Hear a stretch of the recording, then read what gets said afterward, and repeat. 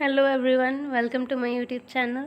In today's video we'll learn about Pitt's India Act 1784.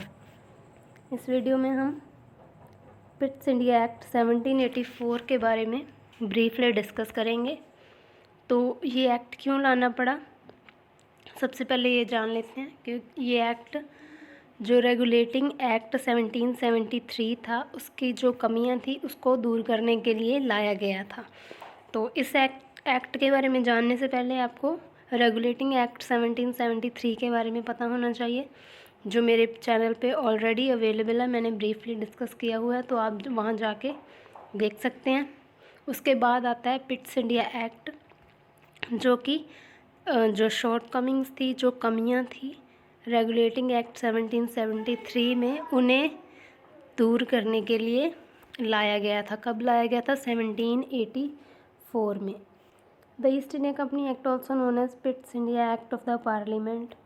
तो इसको east India Company act भी बोलते हैं और पिट्स इंडिया एक्ट भी बोलते हैं। पिट्स इंडिया एक्ट इसलिए बोलते हैं क्योंकि ये ब्रिटेन के प्राइम मिनिस्टर विलियम पिट के नाम पे इसको पिट्स इंडिया एक्ट बोलते हैं। उन्होंने ये एक्ट था जो इंट्रोड्यूस किया था। Great Britain intended to address the shortcomings of regulating act of 1773। Regulating act 1773 की शॉर्ट कमिंग्स को दूर करने के लिए लाया गया था। By bringing the East India companies rule in India under the control of the British government. तो इससे क्या होना था, जो ब्रिटिश गवर्नमेंट का कंट्रोल था वो ईस्ट इंडिया कंपनी के ऊपर कम्प्लीटली पूरी तरह से हो जाना था। तो east India company completely British government के अंडर आ जानी थी। नेक्स्ट प्रोविज़न इस एक्ट का है, board of control was set up for political activities. तो पहली बात, board of control was set up.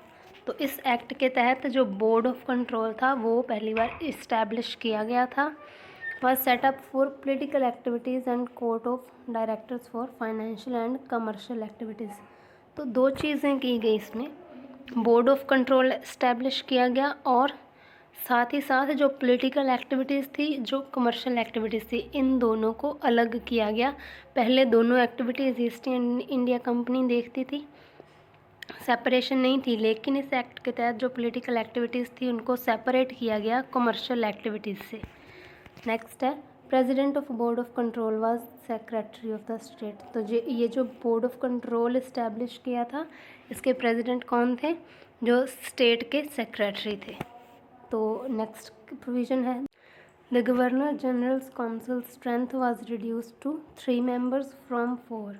तो रेगुलेटिंग एक्ट 1773 में हमने देखा था कि जो गवर्नर जनरल की काउंसिल थी उसके 4 मेंबर्स थे, लेकिन इसमें क्या किया, उनको रिड्यूस करके, कम करके 3 मेंबर्स इसमें बना दिए गए। The companies territories in India were called the British possessions in India. तो जो कंपनी की टेरिटरीज मतलब जो कंपनी के जितने भी इंडिया के हिस्से पे कंपनी का कंट्रोल था, उसको क्या बोला गया? The British possessions in India. उनको द ब्रिटिश पोजेशंस बोला गया।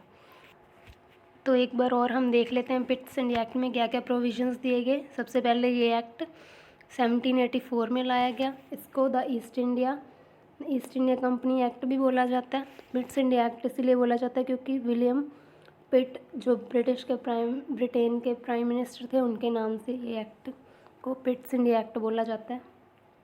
तो ये क्यों लाया गया था? रेगुलेटिंग एक्ट 1773 की शॉर्ट कमियों को दूर करने के लिए। क्या क्या प्रोविजंस दिए गए? बोर्ड ऑफ कंट्रोल सेटअप किया गया, पॉलिटिकल एक्टिविटीज़ और कमर्शियल या फिर फाइनेंशियल एक्टिविटीज़, इनको अलग अलग किया गया, सेपरेट किया गया। जो प्रेसिडेंट था, सेक्रेटरी, स्टेट का जो सेक्रेटरी था उसको प्रेसिडेंट बनाया गया बोर्ड ऑफ कंट्रोल का। गवर्नर जनरल की काउंसिल थी जो उसकी स्ट्रेंथ कम करके 3 मेंबर्स कर दी गई, और जो कंपनी की टेरिटरीज़ है इस एक्ट के तहत उन्हें the British possessions in India बोला गया। तो यही था इस एक्ट में। इस वीडियो लेक्चर के बाद हम नेक्स्ट एक्ट देखेंगे, जो कि कॉन्स्टिट्यूशन की डेवलपमेंट में सीरीज़ हमारी चल रही है, उसका जो नेक्स्ट पार्ट है वो हम डिस्कस करेंगे। तो stay tuned. I hope it's useful for you. Thank you, thanks for watching.